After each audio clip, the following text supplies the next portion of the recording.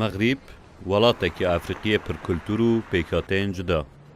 گەشتیاریە وێ کەش و هەوایە وێە تایبەت بەدەوی و نهێنیە سروشتە وێ خسلەتێکە تایبەت پێدایەک و باڵا نیشتەجیên gelek welatan kişandiye wek Ereb, Ewropî, Amerîkî û Asyayî. Tevlêbûna Kurdan di civaka Megrîbê de di dîrûka nû ya wî welatî de diyardeyekî nû ye. Li navenda bajarê Agadirê li ser kulana serekeya geştiyariya bajêr xwaringeheke Kurdî bi çêje Hewlêrê heye. Li babûna ala Kurdistanê ji min re hestekê xweş e. Lê li ba Megrîbiyan tiştekî normal e ji ber ku naskirî ye. Xwaringeha Kurdî li ba geştiyarên Ereb û Ewropî jî nav û deng daye. Ku ji aliyê ciwanekî Kurdî Hewlêrî ve tê birêvebirin. من خلشي عن كاما او 15 سال امن ليرما لاكادير مطعم هيتم او على مشي كردستان دام ليرا يعني ما منش خلشي وليرم يعني خلشي عن كاوا كردم حتى همو جماعتي اما عراقي او كرد بين بزارن او مطعمي كرده بس ما خليج لا بخليج سرمت ku bi eslê xwe ji Mesîhiyên bajarê Hewlêrê ye û li bajarokê Eynkawa ji dayîk bûye, piştî çend salan ji jiyana xerîbiyê li Swêdê vêga li Megrîbê hêwiriye. Ew pir kêfxweş e ku xwaringeha wî bûye rawastgeha kombûna Kurd û Megrîbî û Ewropîyan.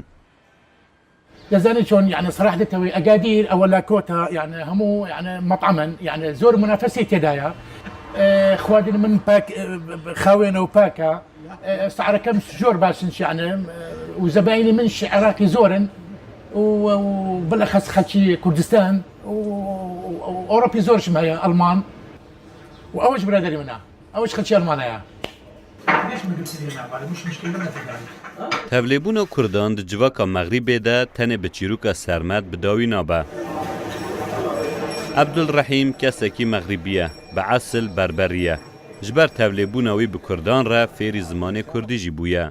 من ناوم عبد الرحيم وادي لمغرب أقادير هيلكا كردي أفروشن بخير بيه منشك مصلحة وبالنسبة لهيلكا خمالي وهيلكا مراوي وهيلكا قل والأخوة بزياد بيه سباس بخوة أهم شيء سباس بخوة الحمد لله يلا صار تشاو كاك أخوة حفيظ Çîroka Ebdulrehîmê Hêkfiroş di torên civakî de deng daye. Gelek kesên Kurd ku diçin Agadirê li ba wî hêkan dikirin.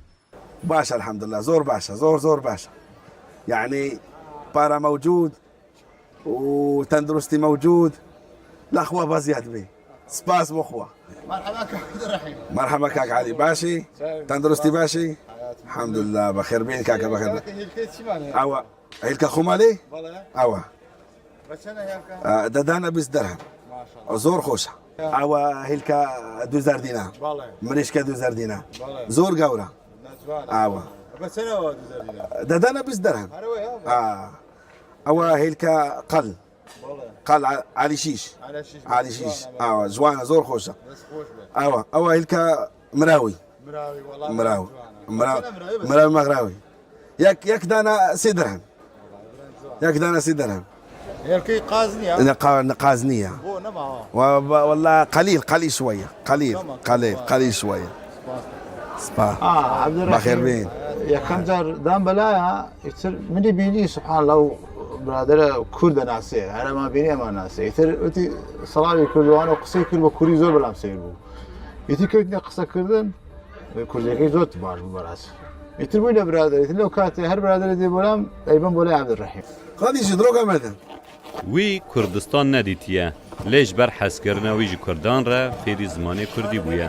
شتێکی زۆر خۆشە دەخێتەوە کە نەفەری مەغریبی خۆی زمانی بەربەری قساکە خۆی عەبدولڕەحیم عەرەب نییە ئیتر فێری کوردی بووەوە شتێکی بەڕاستی شانازیە بوو نەفەرێکی وەکو فێری کوردی بووە شتێکی خۆشەوە Hejmara Kurdên ku jiyana hevjîniyê bi jinên Megrîbî re pêkaniye pir e.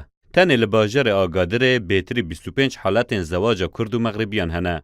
Hevjîna Elî Megrîbî ye, bi dehan sale jiyana xwe biriye Megrîbê. Ew Agadirê her tim wek bajarê xwe dibîne.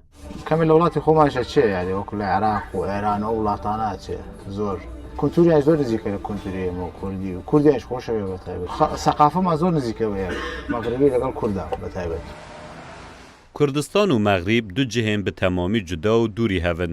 تو خاله که هبش دنابر وان دنینه لی دو جواکیم به تواهی تبلی هون.